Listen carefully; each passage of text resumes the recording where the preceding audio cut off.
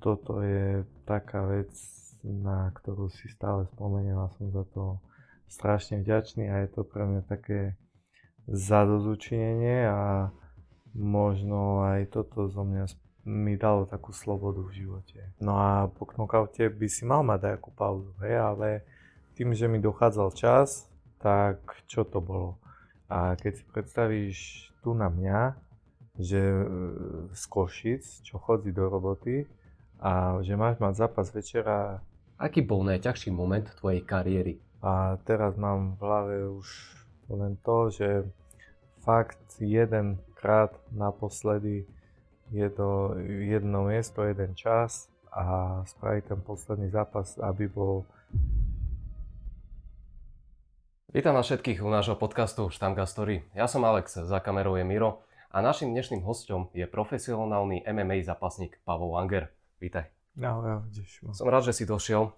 Ja by som prešiel pomaličky vlastne možno od toho úvodu a opýtal by som sa ťa vlastne, že ako si sa ty k tomu dostal, k tomu MMA? Tak ja som začínal akože od detstva, som začal chodiť na karate a tam potom to postupne prerastlo táto záľuba v takú vášeň aj všetko a potom som k tomu pridal jiu-jitsu a potom vlastne sa ma kamarát opýtal, že či by som nešiel skúsiť zápas a že išiel a potom po tom zápase som vyhľadal Martina Božíka a začal som k nemu chodiť do klubu MMA Psychotém Košice a tam som zotrval v podstate celú svoju činnosť. V koľkých rokoch to asi tak možno mohlo byť, ak si pamätáš? Prvý zápas som mal v roku 2011. Vtedy bol prvý, áno? Áno. A kedy je možno tak ideálny vek na to začať z MMA? Tak vtedy sa doba trošku posunula, hej, aj teraz je to normálne uznávaný šport, majú veľké amatérske možnosti chlapci, hej, môžu v podstate už od detstva chodiť, od nejakých 6-7 rokov sú tam kategórie, kde sú dovolené rôzne pravidlá, hej, podľa toho, aký majú vek, že nie je tam kontakt na hlavu alebo niečo, nie sú tam nejaké paky veľmi také nebezpečnejšie alebo niečo, slemy tam nie sú a v dnešnej dobe už to začína tak, že od detstva tam môže človek ísť a potom nabere tie skúsenosti v amatéroch a sú dneska nič výnimočné, keď príde 17-18 ročný chlapec a má 50 amatérskych zápasov, hej, a toto za mojej doby nebolo. Že máš taký pocit, že je viacej teraz tých možností? No určite majú viacej možností, si pozrie človek kalendár a v podstate máš tu dve amatérske federácie, MAMAL a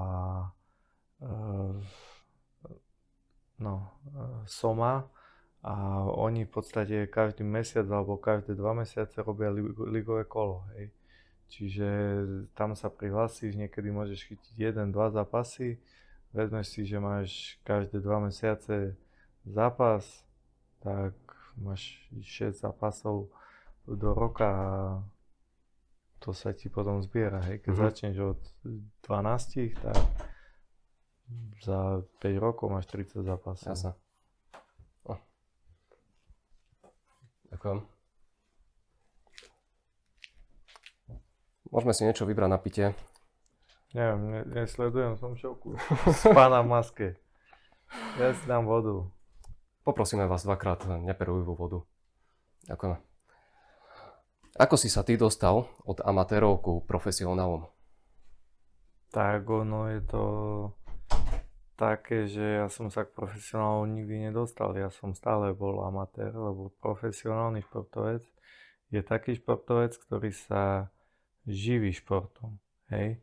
A to, že ty nastupuješ pod profesionálnymi pravidlami, kde sú dovolené lakte, kolena na hlavu a všetky tie veci, kolo trvá 5 minút a nemáš tam chrániče na holene, tak to je len, že nastupuješ pod profesionálnymi pravidlami, ale tým, že chodíš do roboty, tak nie si profesionál. To zďaleka nie, ja som sa nikdy za profesionála nepovažoval, zapasil som pod profesionálnymi pravidlami, ale to je všetko. Takže keď si vezmeme tak, že čo musí človek splniť na to, aby bol profesionál, tak mal by sa tomu venovať, že úplne naplno, jednoznačne. Nemusí sa tomu venovať naplno, musí mať hlavne nejaké sponzorské zázemie. Alebo byť taký dobrý, že vyhráva všetky zápasy a jeho cena rastie a zvládne to vyžiť z toho, čo zarobí, hej. Ale väčšinou aj čo sa človek rozpráva s ľuďmi, aj toto, tak bez tých sponzorských pomoci by to nefungovali tí chlapci ako profesionálni. Je u nás ťažké sa stať profesionálom? Neviem, ja som sa nestal profesionálom, takže je mi to ťažké posúdiť, čo je ľahké a čo je ťažké. Pre mňa to bolo ťažké. Možno pre nejakých tých lajkov, čo možno nesledujú tie bojové športy, ako by si vysvetlil, že čo je to MMA? Čím sa to možno MMA líši? sú vlastne zmiešané bojové umenia. Je to komplexný bojový systém, kde sa používajú všetky prvky boja z postoja, hej, sú tam povolené údery, kopy, lakte, kolena, takisto sa tam používajú prvky zápasenia, klinče, to je dajme tomu z tajského boxu, hej, že je to zmiešané. A potom je tam povolená aj práca na zemi, že boj nekončí napríklad pri hode, napríklad zápasení spravíš lopatky, vyhral si zápas. Ale tu nám musí buď sa super zdať odklepaním, alebo ho ukončíš nejakými údermi, alebo vyhráš na body. Ako napríklad tak prebieha tréning na taký zápas? Tak iné je to u amatérov, kedy ideš v podstate na zápas a prídeš iba na kolo a uvidíš, kto tam je a vylosuje sa to, nevieš, do čoho ideš. A iné to je na tej profesionálnej úrovni, kedy vieš, dajme tomu 2 mesiace meno supera, vieš si dneska dohľadať videá, aký štýl preferuje, čo má nejaké signature moves, hej, a tieto veci a čo má rád, čo nemá rád a podľa toho sa skúsiš pripraviť na neho a potom uvidíš, či si to dobre vymyslel, či nie. Keď máš napríklad nejaký taký, že väčší zápas, koľko možno tak ľudí máš okolo seba, tých trénerov a kto je na čo?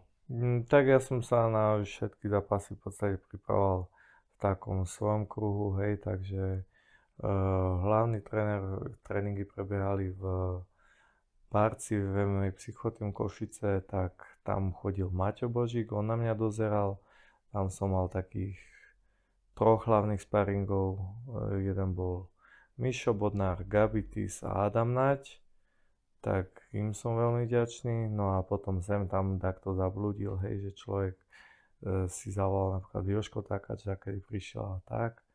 Ale to bolo skôr, keď mal časové možnosti, že mu to umožňovali. Takže toto bola prvá časť MMA Psychotým Košice. Potom som chodil do zápasníckeho klubu 1904 Košice. Tam som normálne chodil na tréningy, ale chodil tam Mišo Bodnár, väčšinou som sa s ním dohodol a keď bol on, tak on sa mi venoval, on mi ukazoval nejaké veci a s ním sme preberali nejaký gameplán a čo budeme robiť na zápasoch a on takisto išiel aj so mnou na zápas, bol v mojom rohu, takže to bola druhá časť.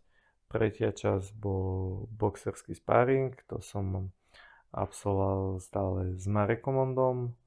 On je špičkový boxer a tam je sa stále čo učiť.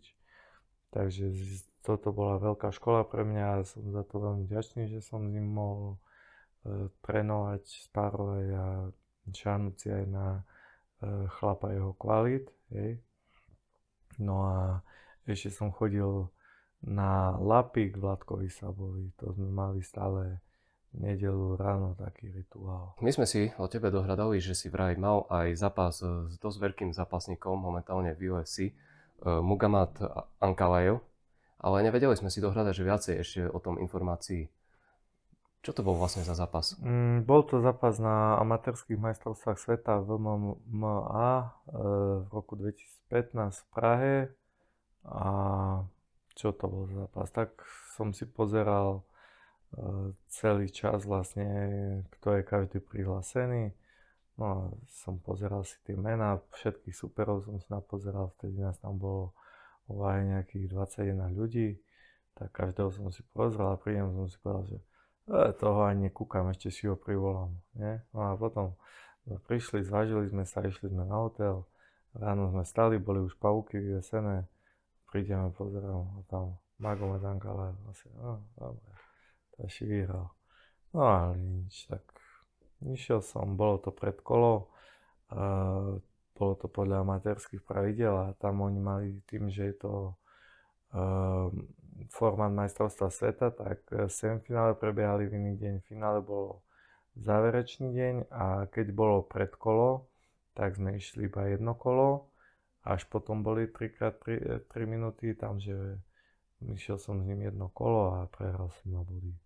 On vlastne tým, že je teraz fakt, že jeden z tých top fighterov, myslím, že trojka v UFC, ako to možno tak vníma, že si mal tú možnosť tak s ním bojovať? Bolo Tak to čo, náročné? všetko preboli, hej, v daný čas si tam ide mladý chlapec plný ambícií, ideálov a snov a cíti sa potom zlomene, hej, ale potom, jak už tie roky plynú, tak si vďačný za to, že si mohol ísť s takým človekom a si možno radšej, že si išiel s chlapom, čo bol šampión UFC, ak s takým gáčom.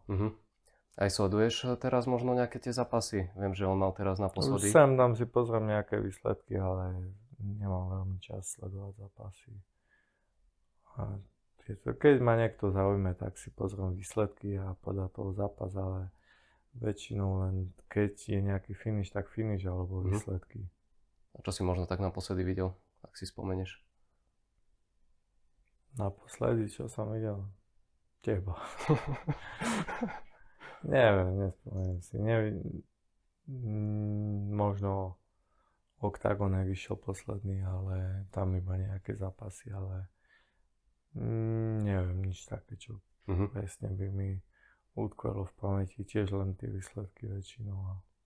Ako si sa dostal vlastne ty do Octagonu? Tak do Octagonu som sa dostal tak, to bola doba, kedy Octagon začínal. Ja som vlastne štartoval na prvom turnaji Octagon 1 v 2016. V oktobri som mal zápas tu na East Pro Fight, ten som vyhral a Ondrej Novotný vtedy nebol len spojený s Octagonom, ale chodil aj po rôznych gala večeroch a bol moderátor uvádzač, hej. A on mi potom napísal, že či by som nechcel zápas na Octagone 1, že má pre mňa super a som povedal, že samozrejme, však vtedy to začalo chodiť aj v televízore, začalo to byť veľké, však všade boli aj plagáty, aj toto. Bral som to jak super príležitosť, tak hovorím, že určite chcem, no. A išiel som a potom som tam zostal, no. Potom prišli nejaké ďalšie príležitosti, tak som sa toho stále chytal, ale prvú zmluvu som potom podpísal vlastne až vďaka Lukášovi Vintovi, on mi s tým pomohol, hej. On tam pracoval pre Octagon, on mal na nich kontakt a on mi sprostredkoval priamo tú dlhodobú zmluvu, za čo mu som veľmi vďačný, pretože možno bez toho by som ešte tak, kde stále sníval v garáži a boxoval do steny. Ty si mal predtým ešte aj zápas s Babou Jagou, čo je celkom veľká hviezda momentálne pre ten Octagon.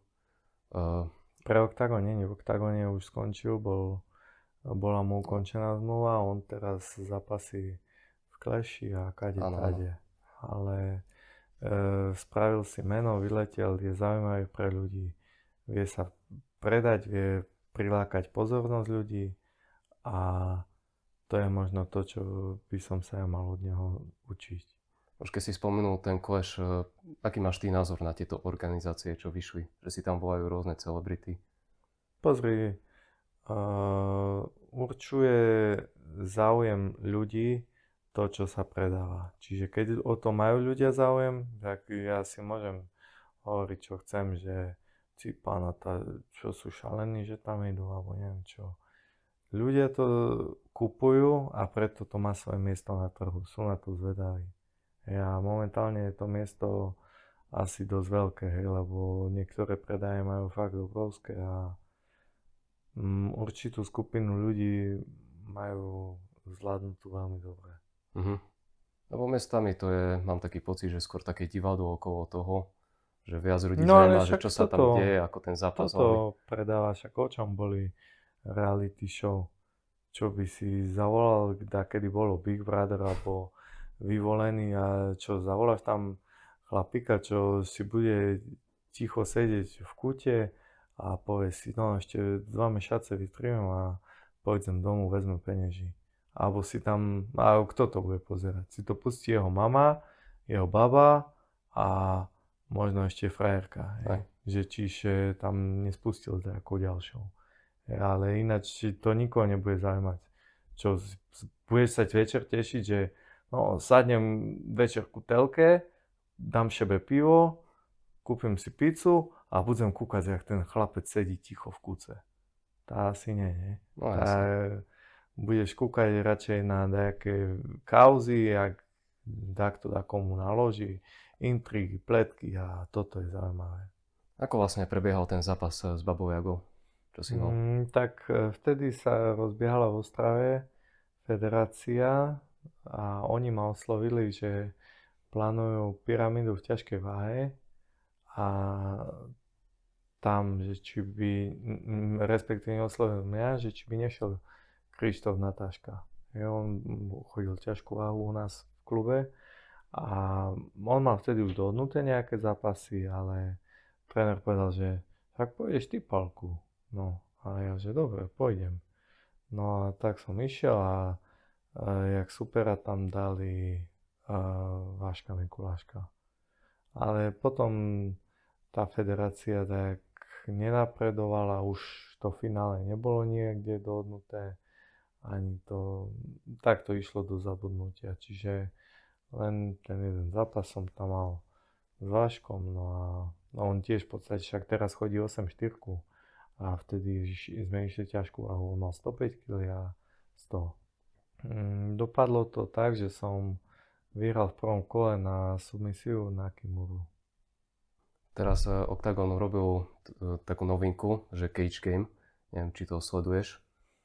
Zachytil som niečo také, tak je to určite dobrá príležitosť pre tých začínajúcich prospektov a super, no však čo, je to len dobré a čo ja, jak starý púro, môžem povedať len, že môžem zavidieť týmto mladým chlapcom, že majú také príležitosti a že sú tu v tejto dobe, v ktorej sú a že toto všetko je vlastne im k dispozícii. Hej, že všade sú tie príležitosti a oni si len vyberú, že no, toto by som skúsil, alebo toto.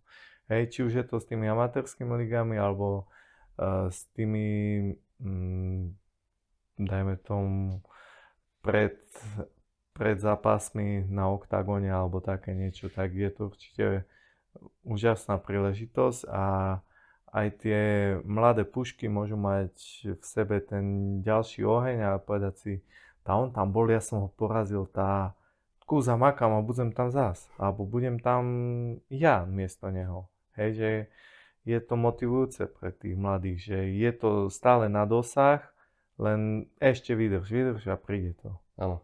Oni tam vlastne majú aj tú možnosť, že jeden sa dostane vlastne do toho oktagónu. Je náročné sa dostať do oktagónu?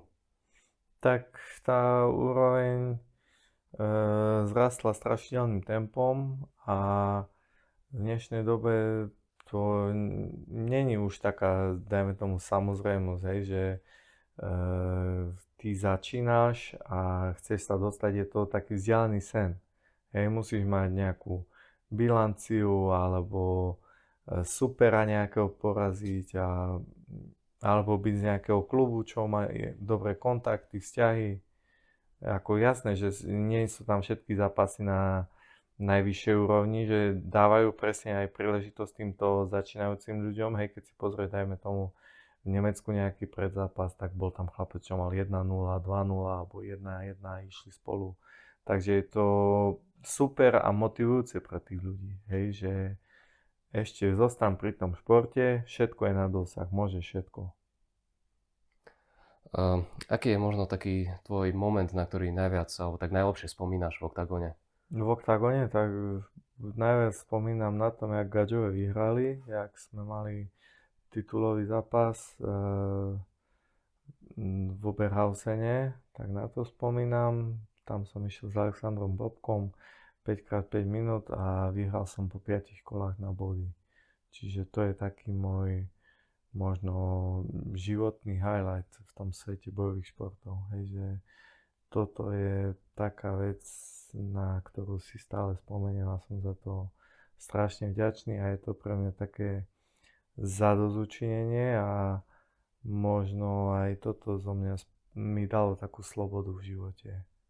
Hej, že už sa nemusíš nikam hnať, niečo si dokázal a žiť ten život a nebuď zadubený tupec, čo bude len tvrdohlavo dačo sledovať, dajakého zajaca a ten zajac mu aj tak utečie. Ako prebieha vlastne napríklad taký výber tých superov? Môžeš si ty vybrať hoci koho, alebo oni ti musia niekoho prideliť? Výber superov prebieha tak, že keď si zaujímavý alebo vieš pekne porozprávať alebo máš to v sebe, môžeš niekoho vyzvať, natočíš video, hej, a v podstate tým uľahčíš tú prácu tej organizácii promotérom, hej, že oni to už len potom prídu, odklepnú a predajú, hej, ale všetko marketing a tieto veci okolo toho si spravil ty. Tak sa môžeš dostať k nejakému superovi, že ho vyzveš, alebo potom ty si ten, ktorého ponúknú niekomu, alebo však oni tiež vedia, že kto by s kým mohol ísť, majú určite tam nejaké pavučiny nakreslené, vieš, a keď si pozrieš detektívku a tam, že kto môže byť páchateľ a sú tam šnúrky, tak určite majú aj oni, že kto s kým môže ísť, kto je v tej váhe a keď to do seba zapadne, tak idú spolu. Ty tam máš vlastne aj tie nejaké váhové kategórie. V akej si bol ty? Ja som bol v light heavyweight, poloťažké váhe väčšinu času, to je do 93 kg. 2 zápasy som mal v ťažkej váhe a jeden zápas som mal catchweight 86 kg a jeden som mal catchweight 88 kg. A jeden 89, tak. Je náročný proces zhadzovať tie kila, keď potrebuješ na zápas?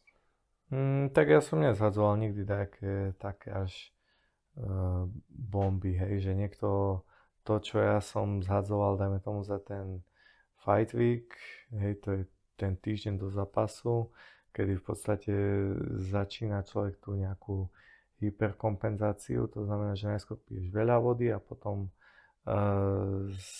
sekáš tú vodu a na konci piješ minimum a do toho nesolíš a nepríjmaš tieto veci, tak vtedy sa tá voda nejak vyplachne, hej. No a potom ešte do toho dávaš sauny, horúce vany a ja napríklad za celý tento proces som dával takú váhu ako niekto za ten posledný večer, hej, čo len sauna a odvodnenie. Čiže každý si to má také, aké si to spraví. Ale zase tí, čo zhadzovali tie veľké váhy, tak potom mali o to väčšiu výhodu v zápase, hej, boli ťažší a podobne. Chceli by sme vás poprosiť o odber nášho YouTube kanála Štamka Story. Je to len jedno kliknutie, ktoré nám veľmi pomôže rásť a tvoriť ešte kvalitnejší obsah. Ty keď máš nejaký ten fight, máš nejaký rituál pred tým fightom? Tak nie je to, že rituál. Človek má také nejaké veci, čo si spomenie, že to som robil naposledy, tak teraz to spravím tak, ale rituálom by som to nenazval. A čo ti ide možno takú minútu pred zápasom alebo pár sekúnd? Tak nič, tam len stojíš v uličke a pripravuješ sa, nejak si v hlave ešte predstavuješ, snažíš sa byť kľudný a dostávaš sa do takého momentu paradoxne, kedy je úplne prázdno okolo a sústredíš sa na ten výkon. A keď si už v kvetke a vidíš toho supera, že oproti sebe? Tak nič, už sa sústredíš len na to, čo chceš robiť, na to, čo si trénoval, nejak si prehrávaš svoj gameplan v hlave, že čo chceš robiť a čo budeš robiť a na čom si trénoval, čo ti vychádzalo, čo ti nevychádzalo a povieš si, no už je to tu, ideš na to. Ale že nemáš možno nejaký taký stav, že ťa to nejak že rozhodí pocitovo. Pocitovo, no tak človek si zvykne na všetko a ja som mal tých zápasov už viacej, tak aj na toto si trošku privykneš. Ide aj o to, akú dlhú máš pauzu od zápasu a toto a keď máš tú pauzu dlhšiu, tak zase je to jak na novo, alebo je to silnejšie, ako keď máš, dajme tomu, každý 2 mesiace zápas, hej. Ty si spomínal, že si mal ten fight s Alexandrom Popekom, na ktorý tak najviac spomínaš. Mali ste potom ešte aj odvetu, čo bol, myslím, že posledný zápas, nie? Ktorý si mal. Kvôli čomu ste si vlastne dohodli ešte tú odvetu? Tak prišla ponuka, ja som si to zanalizoval v hlave, hej, som si povedal, že turnaj bude v Mníchove a medzi časom sa ukázalo, hej, že mne nejak dochádza čas, hej, že nemám veľa času. Toto bolo ešte v tom období, kedy som mohol zobrať zápas. Keby to bolo mesiac neskôr alebo nasledujúci turnaj, tak už by som nemohol. Bolo to v Mníchove, tak som si povedal, že čo budem teraz vymýšľať. Nikdy som si nevyberal superov a teraz budem vyhovárať sa, že toto, že tamto, že tamto. Som si povedal, že ideš, bude to u ňoho doma, tak je veľká šanca, že to bude aspoň na hlavnej karte, hej. Nakoniec to bol zápas večera, hej, že bol to hlavný zápas večera a keď si predstavíš tu na mňa, že z Košic, čo chodí do roboty a že máš mať zápas večera na najlepšej organizácii v Európe, tak už to je niečo, hej. A ja som to bral tak, že mne stále mama hovorila, keď som bol malý, menší a mal som nejaké sklamania a toto a pýtala, no čo, končíš? A že nie, čo by som končil? A ona mi stále povedala taký príbeh o takom automobilovom pretekárovi nejaký z minulosti, ktorý sa volal Jackie Stewart, hej? A on presne pokazil jeden pretek a stále sa opýtali, pán Stewart, končíte? A on povedal, že raz skončím, ale na tróne, hej, že keď akože bude niekde, hej, no a tam som mal zápas večera, síce to nedopadlo, jak to dopadnúť plánovalo sa v mojej hlave, ale bol to zápas večera v najlepšej organizácii v Európe a to bol pre mňa taký ten trón, hej. Čo bol možno taký, že problém? Máš pocit, že bol už viac pripravený a vedel ťa lepšie možno, že prečítať? Alebo... Tak čo bol problém? No tak ja som mal ťažké obdobie, hej, išiel som v podstate po Carlosovi, kde som dostal KO za 7 sekúnd, som išiel do Frankfurtu s Markom Dusisom, tam som v podstate jedno KO ustal v stoji, hej, a otočil som zápas, ale už to telo bolo poznačené a z toho som dal iba odpočinok nosu, ktorý bol zlomený a išiel som do prípravy na ďalší Frankfurt s Willom Flerim, hej. Ten ma knockoutoval, no a po knockoute by si mal mať nejakú pauzu, hej, ale tým, že mi dochádzal čas, tak čo to bolo? Vtedy bol október a zápas bol v máji. No a to by si mal mať len takú stopku dlhú. A nie, že ty ideš zo zápasu na zápas a ešte ti treba aj trénovať. Hej, spárovať a neviem čo. Tak jasné, že sa ani tá hlava nedá tak dokopy, ani toto asi aj náchylnejší potom. No a tak to aj dopadlo. No ale čo, môžem si povedať, že aspoň som to skúsil a je to pre mňa určite, aj keď to nevyšlo, určite vzácnejšie, ak sedieť doma a hovoriť, že čo mohlo, čo nemohlo a išiel by som, ale s ním som už išiel, tak som nevzal zápas, no a radšej som do toho išiel a skúsil som to, nevyšlo, no tak čo už, ale je to tiež spomienka a časom vybledne všetko zlé, ostanú len tie spomienky a aj na toto ešte môžeš raz niekedy spomínať s úsmevom a povedať si, no to bolo super. Zápas večera Mníchov. No a jak som hovoril, ja som vedel, že to Nemecko, že to je už posledný zápas, tak jak som ti spomínal aj toho Jackieho Stewarta, že to bude hlavný zápas večera a pre mňa to bolo také úžasné, ale namiesto toho, že by som to dal nejak vedieť do okolia a vybiť z toho, čo sa dá, že prilákať sponzorov, že posledný zápas, že toto a tak namiesto toho ja som si to nechal pre seba a na tričko som si dal iba také titulky a tam boli mená všetkých mojich trénerov a sparring partnerov, ktorí boli pri mne celé tie roky. Ty hovoríš, že si vedel, že to má byť posledný zápas. Prečo? Tak, lebo všetko robím naplno a bol som raz šampión a vo všetkom som chcel byť šampión a tak sa mi podarilo splodiť dvojičky. Hej. Že vedel som, že žena je tehotná, jedného už máme doma a majú prísť ďalší dvaja. No tak nie je to až taká zložitá matematika si vypočítať, že keď z toho nežiješ, že to musí ísť asi bokom.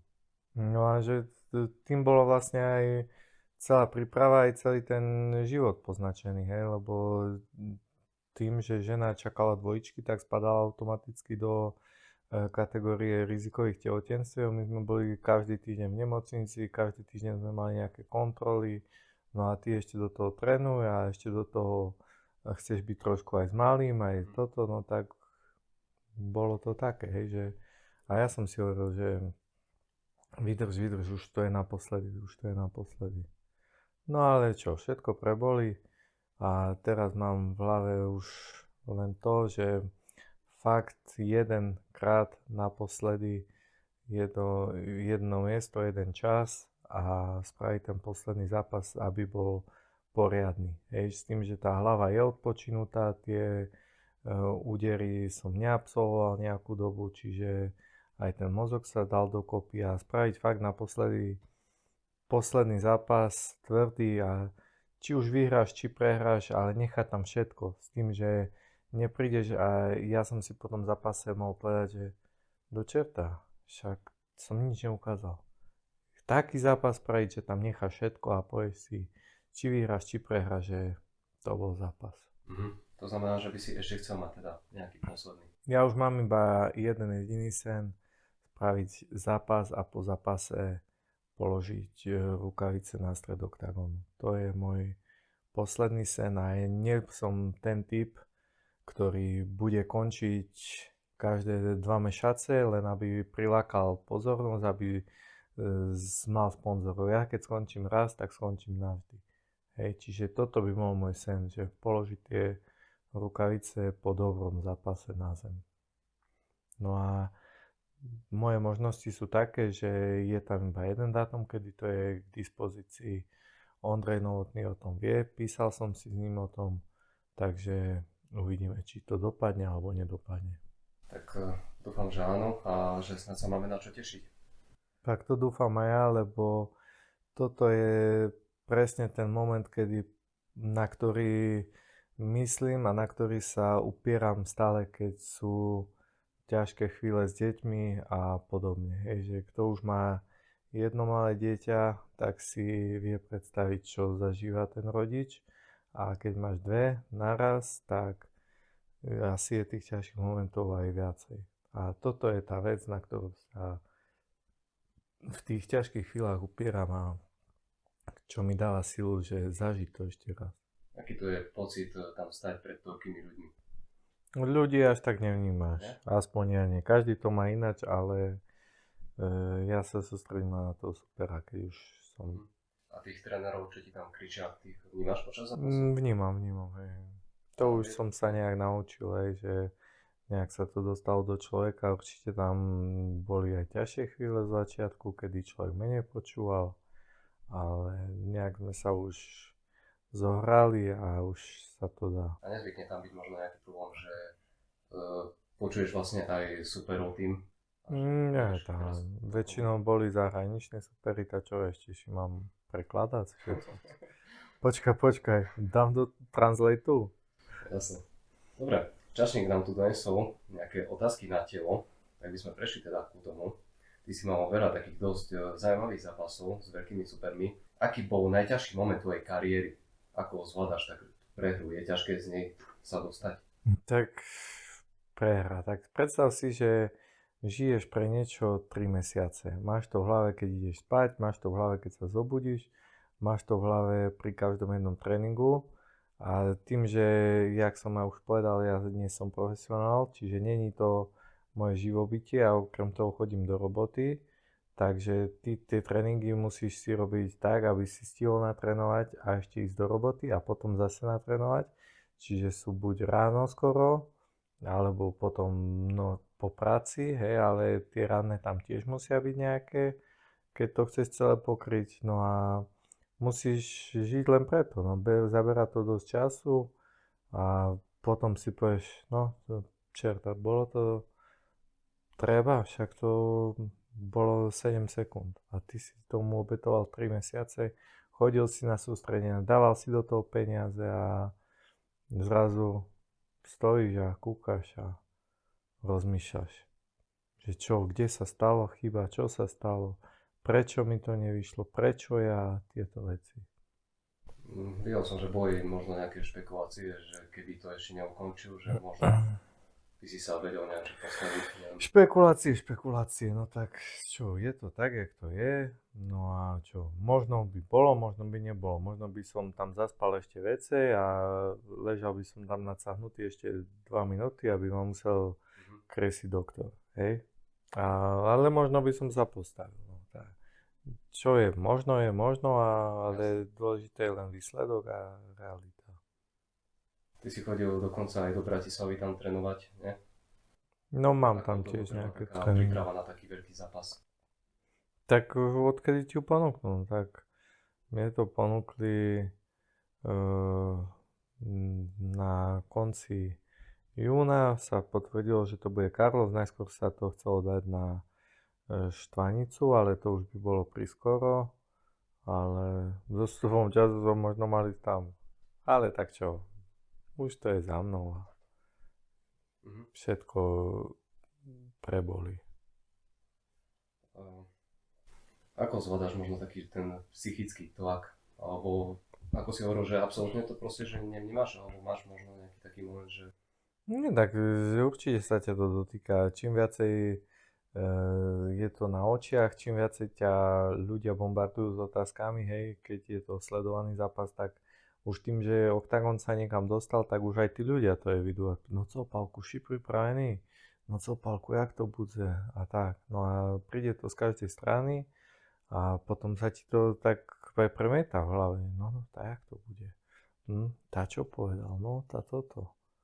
A žiješ s tým v podstate a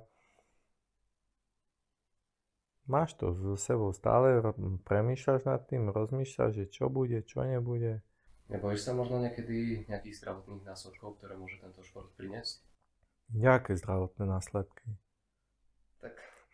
To je taký vtip, že idú na tréningu boxu a tréner hovorí: chlapi, dajte si prilby, idete spárovať. A zverejnec hovorí: tréner, na čo prilby? Takže tak, že dačo tam určite môže byť, ale človek na to nemyslí a zase, čo, môžeš ísť domov, prejde ťa autobus. Môžeš sadnúť do auta a povieš si, však vtedy šéf vybúral Janko, tá nebudeš teraz chodiť autom? No to áno, vždy sa môže hociť. Alebo za kým spadlo letadlo, tak ty už nikdy nepoletíš na dovolenku, vieš. Nemyslí na to človek radšej a dúfa, že jemu sa to nestane. Ty si mal nejaké vážne zranenie počas kariéry? Tak chvála Bohu nie, tak vážnejšie zranenia sú iné, hej, to sú také roztrhané väzy v kolene alebo také veci, a čo ja som mal, najvážnejšie som mal zlomený palec, ten mi potrebovali ale operovať, tak tam som mal 2 operácie, tak toto bolo také možno zranenie, čo ma najdlhšie odstavilo a kvôli ktorému som si najviac vytrpel, hej, ale nemal som také, že Jak niekto, že pol roka sa trápi s kolenom, ide na zápas a zase ďalší rok a podobne. Toto sú také, chvála Bohu, veci, čo ma obišli. Aký je to pocit dostať KO v tom zápase a potom sa tak prebrať? Úžasný, bomba. Vieš aký, no Ja neviem. tak sa hovorí, že vieš čo je na KO najlepšie? Že si to nepamätáš. Takže Ale že vôbec? keď je tvrdé KO, tak sa môžeš prebrať až na šatni a spýtaš sa trénera, že kedy máme zápas. A on ti povie, Palku, už si mal zápas. Alebo taký môže byť tvrdý knockout, alebo potom niekedy len spadneš, hej, nestratíš to vedomie na trvalo, ale len ťa nejak zamotá a je to ukončenie, presne na tom sú tí rozhodcovia a presne preto sa posunul ten šport, nech sa nebijú dvaja ľudia do mŕtva, ale on to ukončí a tým pádom sa aj šetrí to zdravie toho zápasníka. Máš nejaký zápas, ktorý si vždy prijal, alebo proti niekomu? Že nejakého takého supera, že proti tomu by si chcel ísť? Nemám také zápasy. Ja, čo som mal zápasy, tak to sú moje vysnené zápasy a nemám také niečo. A máš možno nejakého fightera, čo je pre teba nejakou takou inšpiráciou alebo vzorom? Dakedy toho bolo viacej, že človek si popozeral tam tie veľké mená, ale tiež aj z toho zíde, však človek aj starne a čo teraz, však aj tí superhrdinovia tvoji zostarnú, tá, čo budeš mať, chceš byť jak taký bači 50 ročný. Najväčšia inšpirácia boli pre mňa moji tréneri, hej. Tréneri, ľudia okolo, s nimi som sa stále bavil o tom športe, o ich kariérach, o tom, čo oni pozažívali.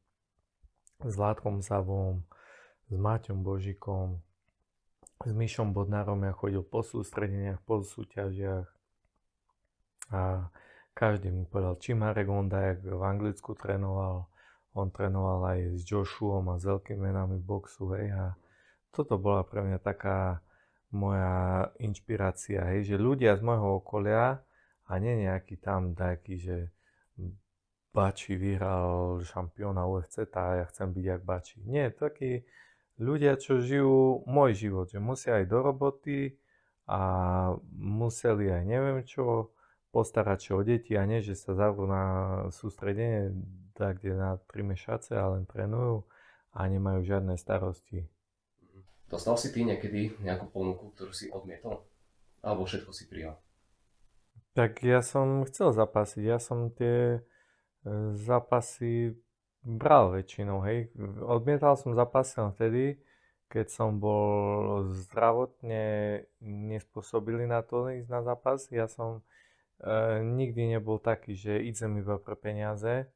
Ja som chcel byť pripravený, chcel som mať vedomie, že som všetko odmakal a ísť tam a ukázať to. Nešiel som tam, že no tá idem si bez zarobiť, bo mi treba novú práčku. Hej. Išiel som s tým stále, že chcem vyhrať, mal som stále svoje sny a toto. Hej. A stále som preto spravil maximum, že aj keď to nevyšlo, tak som si nemal čo vyčítať, lebo vedel som, že zdal som do toho všetko. A to bolo také moje, čo ma sprevádzalo celý čas. No a väčšinou som bral zápasy, nebral som, kedy dávno mi ponúkal taký manažer z Litvy pre svojho chlapca za 300 eur zápas. Tak to som nevzal, hej, že čo ty tam máš ísť robiť, dá komu bilanciu a dajú si 300 eur, hej, tak si povie, že tiež už máš taký aj úroveň, aj toto a no. Ty po zápase, keď máš napríklad nejakú tú ďakovačku, pripravuješ sa nejak na to, alebo ideš čisto improvizácia? Tak už človek vie počas celej prípravy, že kto bol okolo neho a zvlášť v takých ťažkých časoch si spomenieš, že kto s tebou bol, že kto ti neprišiel len keď sa darí, že bratu, ja som to vedel, ty si najlepší. Takých ľudí si spomenieš, čo boli s tebou presne, keď ty si bol, že čo, má to význam, nemá a oni ťa potiahli. Hej, mal som jeden zápas, v piatok večer to bolo, prehral som a sobotu ráno som išiel do roboty. A tam prišiel presne Vládko Sabo A keď bol víkend, tak sme mohli ísť na tréning. A on tak sme sa najedli a potom hovorí, no berši veci, prezlekajšie ideme cvičiť. A že však chod ty cvičiť, ja si pošedím s tebou, môžeme ísť, nie? A on mi hovorí, nie, ty ideš cvičiť.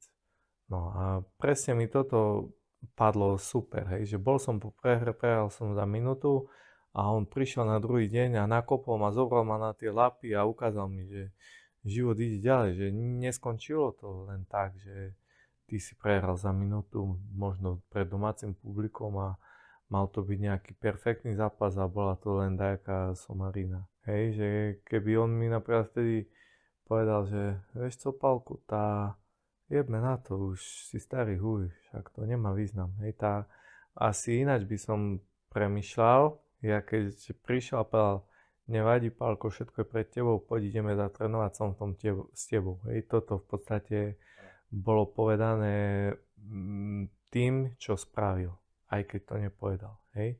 Ty keď máš fight, čo tak skôr preferuješ? Zápas postojí alebo na zemi? Takedy som bol čisto taký, že len tu zem. Mal som aj taký možno blok v hlave, hej, že stále som po jedných, dvoch úderoch sa zviazal a išiel som si to svoje, skúšať hodiť zápas na zem, preniesť to na zem a buď ísť po submisii alebo po TKO, ale potom sa mi to nejak podarilo, respektíve bol som donútený to odstrániť, hej. Mám také príbehy, na Instagrame píšem každý týždeň spomienku na nejaký jeden zápas a toto bol presne zápas na Oktagóne v Košiciach v 2018.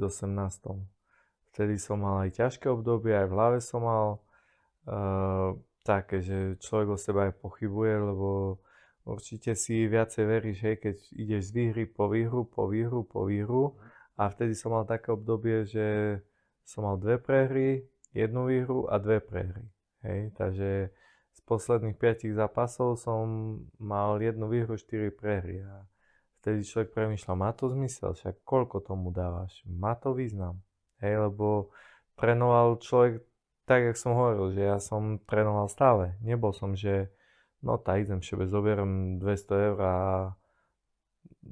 večer prepijem. Ale bol som stále, že musím byť pripravený a dal som do toho všetko. No a potom v hlave o sebe začneš pochybovať a hovoríš si, dávaš do toho všetko a stále je to málo, stále je to málo. Má to význam. No a presne vtedy sú také momenty, kedy sa aj tie malé činy priklonia na tej misky váh na tú stranu, v ktorej som sa aj rozhodol pokračovať. Hej. Že veril som stále tomu svojmu snu a tým, že tí ľudia okolo mňa, či Vládko Sabo, či Maťo Božík, či sparingovia Miško Bodnár, Gabitis, Adam Nať, Marek Honda, všetci mi stále povedali, že dobre, však stalo sa, ideš ďalej, hlavu hore. No a toto sú veci, na ktoré ja môžem byť najviac hrdý, že takých ľudí som mal okolo seba. Nie na to, že nejaký zápas som vyhral, ale na to, že som získal také priateľstva a mohol som zažiť, čo som zažil. Chceli by sme vás poprosiť o odber našho YouTube kanála Štamka Story. Je to len jedno kliknutie, ktoré nám veľmi pomôže rásť a tvoriť ešte kvalitnejší obsah.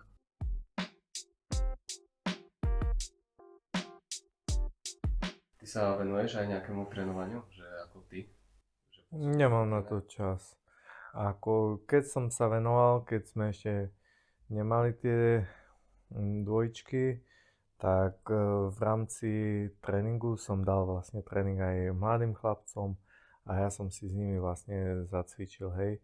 Ja tomu volám tak, hovorím tomu tak, že splácam svoj dlh spoločnosti. Že je tých ľudí X, ktorí sa venovali mne a teraz je na mne rada, aby som niečo z toho posúval ďalej a možno našiel niekde nejakého ďalšieho Pálka Langera, chlapca, čo má guráž, čo má sen a chce niečo dokázať. Alebo vzbudiť niekom záujem. Hej? A toto je taká vec, ktorú ja hovorím, dlh spoločnosti splácam a venujem sa tým či deťom, či mládeži a dúfam, že ich to aspoň trošku ovplyvní a privedie na lepšiu cestu. Ako ty oslavuješ po zápase tú výhru? Tak ide o to, že aká fáza života bola, hej? Keď som vyhral titul, tak som neoslavoval, lebo doma som mal mesačné dieťa. Išli sme si sadnúť iba z klubu, dali sme si jedlo, vypili 2 piva a o 11. som bol doma, alebo o 10. Hej. Ale dakedy možno 10 roky späť, tak človek išiel aj na diskotéku, aj pokúkať dievčatá, aj neviem čo, hej, ale to už, aj tá úroveň stúpla, čiže si povieš, čo teraz sa nemôžem ani opiť, bo zás ma to vráti dozadu, hej, takže žil si len preto. A vyhral si a na ďalší deň si sa zobudil a nemal si v hlave, že no, už som vyhral, dobre, už nemusím nič. Mal si v hlave, že teraz musím zabrať, chcem, kto bude ďalší, kto môže byť ďalší a nad tým si už premýšľal. Ako vyzerá tak možno tvoj bežný deň, kebyže máš? Ráno vstanem, vezmem malého do škôlky, idem do roboty, som v robote, odrobím, idem pomalého do škôlky, idem domov a som s deťmi a ideme spať. A vidím, že čašník nám donesol našu aktivitu. My máme vlastne pre každého hostia pripravený taký tierový, kde budeme niečo hodnotiť. Máme to označené vlastne tak, že od S, A, B, C, D. S je to najlepšie, D je to také, že najhoršie a B je vlastne taký stred. My sme si pre teba pripravili vlastne spôsoby ukončenia, že čo je pre teba také najviac atraktívne, že čo ty preferuješ. A začneme. Máme tu prvý, Americana. Americana. Je to vlastne páka na rameno, podobne ako Kimura, len pôsobí naopak, akože ruka sa ťa do iného smeru a na toto tu ja nemám žiadne ukončenie, čiže by som dal také C-čko na tréningu, to možno skúsi, aj keď ukazujem tréning chlapcom, tak toto, ale ja som na to nemal v zápase žiadne ukončenie, takže C. Dobre, tak to pripneme potom.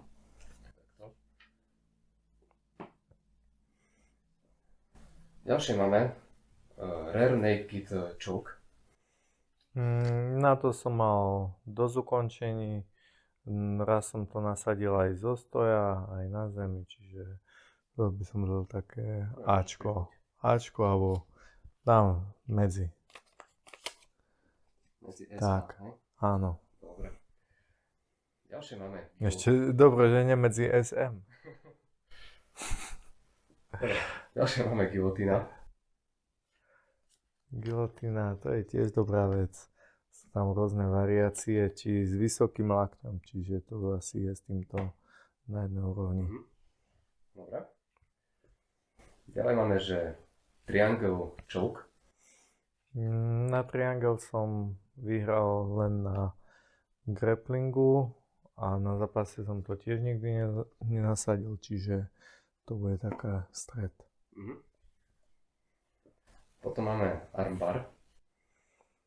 Armbar som na zápase tiež nikdy nedal a na grapplingu som ho dal viackrát, je to dobrá vec, čiže to bude také Bčko. A posledné máme, že Kimura. Kimura je moje Ačko. Či Esko, super. Esko jak super. Tak. Je možno niečo, čo by si ešte že pridal? Alebo spomenul z tých hratov, čo možno ty využívaš? Tak v dnešnej dobe, keď už sa bavíme o grapplingu, tak sú veľmi rozšírené a tí najlepší ľudia sú tí, ktorí robia páky na nohy. A to sú veľmi nebezpečné veci, čiže to by som tam ešte možno zaradil páku na nohu, ale ja osobne na to tiež nemám nejaké ukončenia. Ale je to dobrá vec a v dnešnom grapplingovom svete to je potrebné a vedieť. Či už brániť, alebo nasadzovať. Je ťažké sa ubrániť vôbec takému grapplingu? Tak není ťažké. Ideš do krčmy a povieš si jebem na všetko. Není ťažké sa ubrániť grapplingu. Chceli by sme vás poprosiť o odber nášho YouTube kanála Štamka Story. Je to len jedno kliknutie, ktoré nám veľmi pomôže rásť a tvoriť ešte kvalitnejší obsah.